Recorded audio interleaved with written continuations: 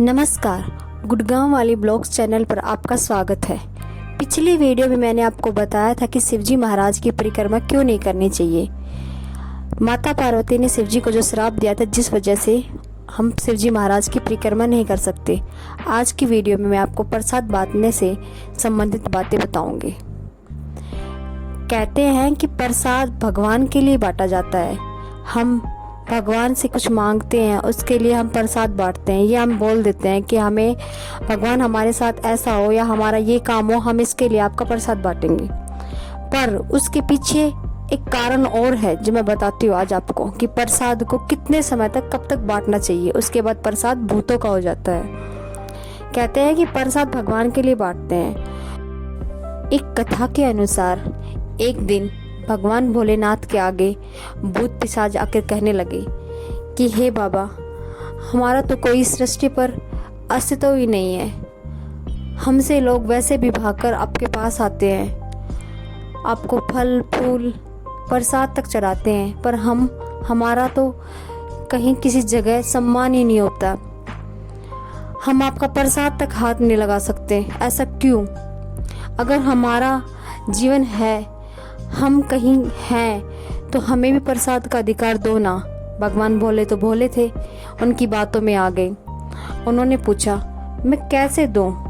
क्योंकि प्रसाद एक शुद्ध चीज़ है और उसे भूत पिशाच के हाथ में देना उसको अशुद्ध करने बराबर है। तो उन्होंने कहा नहीं भोले बाबा, हमें भी इसका अधिकार चाहिए। वो हट करने लगे। भोले बाबा बोले, ठीक है, जो कोई रात को प्रसाद रख कर सो जाता है उसे बांटने की बजाय, तो प्रसाद 12 बजे के बाद रात को वो भूतों का कहलाया जाएगा। अगले दिन उस प्रसाद का कोई महत्व नहीं रहेगा। जब भी हम प्रसाद लाए, जोत करें, हमें प्रसाद रात से पहले बांट देना चाहिए, क्योंकि रात के बाद वो भूतों का हो जाता है।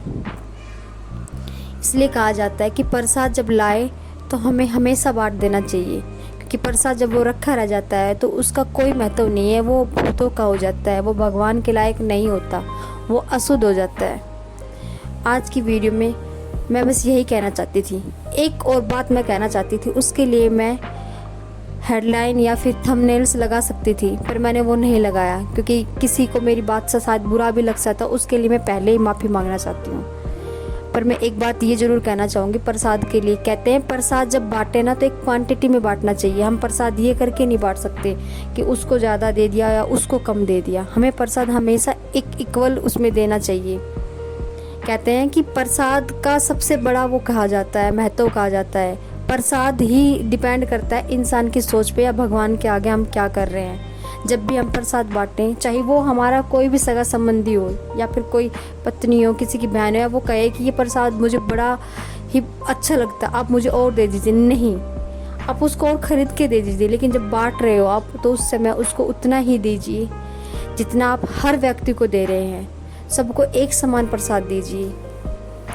यही बस मैं आपको कहना। इसके अलावा ये भी कहा जाता है कि प्रसाद में ही सबसे ज़्यादा नर्क और स्वर्ग डिसाइड करता है, कि हम प्रसाद का ही जिस तरीके से हम दे रहे हैं, उस प्रसाद में हमें वो प्यार सबके लिए दिखाना होगा। हम किसी एक के लिए वो प्यार नहीं दिखा सकते।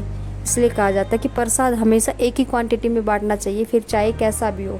और प्रसाद कभी घर नहीं रखना चाहिए। जितना बांट दे ठीक है, सारा बांटो आप, उसे रख दिया, रखने के बाद वो हो गया भूतों का।